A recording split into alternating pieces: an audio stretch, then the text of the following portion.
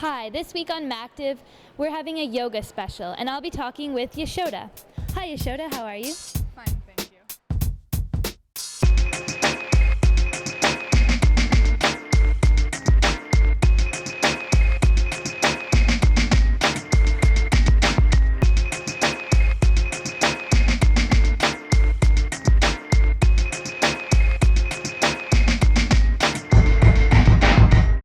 So what got you into becoming a yoga instructor? Well, I'd been practicing yoga for a few years, and I decided that I wanted to do my teacher's training with a reputable organization. So I did mine with the International Shivananda Yoga Vedanta Centers. That's really cool. So what kind of training did you have to go through? Well, it was a 200-hour course with practical and theoretical aspects. So we had time to practice our own asanas, but in addition to just the physical part of yoga, we also talked about the spiritual aspect, the mental benefits, the theory and history of yoga, and we had lots of practice teaching as well. This pose is called Cobra. Its Sanskrit name is Bhujangasana. It increases the flexibility of the spine, which helps to counteract the stiff backs of students caused by hunching over desks and computers. Cobra rejuvenates the spinal nerves and brings rich blood supply to the spine through hypercontraction of back muscles. While doing this pose, make sure you place your hands directly under the shoulders, not too far forward or back. Curl up into the asana using your back strength, instead of pushing up using your arm strength. Once you're up, relax your shoulders down and back away from your ears. So what are the benefits of doing yoga? Well, a lot of the time here, people practice yoga for the physical benefits because it is really good for your body. It's a really good form of exercise, but I think an aspect that gets overlooked pretty often are the mental benefits. I like to say to my students that during the hour that they're on the mat, they should just let go of their thoughts of what came before, and they should let go of any thoughts of what's going to come after, and just for that 1 hour, allow themselves to be where they are and not mentally be anywhere else. This pose is called the bow. Its Sanskrit name is Dhanurasana. The bow gives a full backward bend to the entire spine, from the cervical through the thoracic, lumbar, and sacral regions. In the bow, the internal organs, especially digestive organs, are massaged, thereby relieving constipation and indigestion. While in the bow, you can separate your feet if needed. Visualize lifting your feet up and away from the body and straightening the knees. Use your leg strength to increase the arch of your back. If you can't reach both ankles at the same time, practice on each side to gain flexibility until you can reach both ankles. Really good. So do you have any advice for beginners trying out yoga for the first time?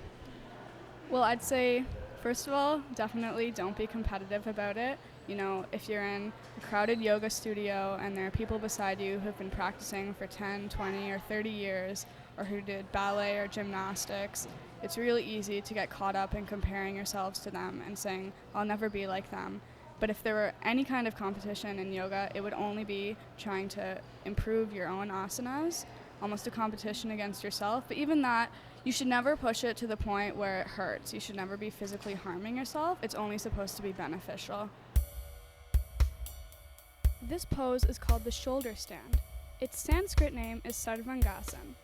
It is also known as the mother of all asanas because of its many benefits. In this pose, make sure that you don't point your toes or tense your calves. Your feet can be relaxed. Also, make sure you don't separate your legs. Keep them together, straight and relaxed. If your back is slouching, try making an adjustment by lowering your knees to your forehead, bringing your elbows closer together on the ground, moving your hands farther down your back to support it, and then straightening your legs up again. And for students, do you have any advice on how to fit in yoga? Yeah, well, I'm a student myself, so I know about that. But with yoga, regularity is the most important thing. You know, you don't have to have like a 1 or 2 hour practice every day. You need your sleep. Like, you can't get up at 5 in the morning. But even just 15 minutes a day is much better than 2 hours, like, you know, once every other month or something. This pose is called the fish. It is the counter pose to shoulder stand. Its Sanskrit name is Matsyasana. Fish is especially good for students whose poor posture creates shallow breathing. The curvature in the upper spine cramps the lungs and prevents full, proper breathing, which energizes the body and removes toxins. Fish throws open the chest and therefore helps with breath disorders such as asthma. While in this pose, make sure you're resting your weight on your elbows and forearms, not on the crown of the head.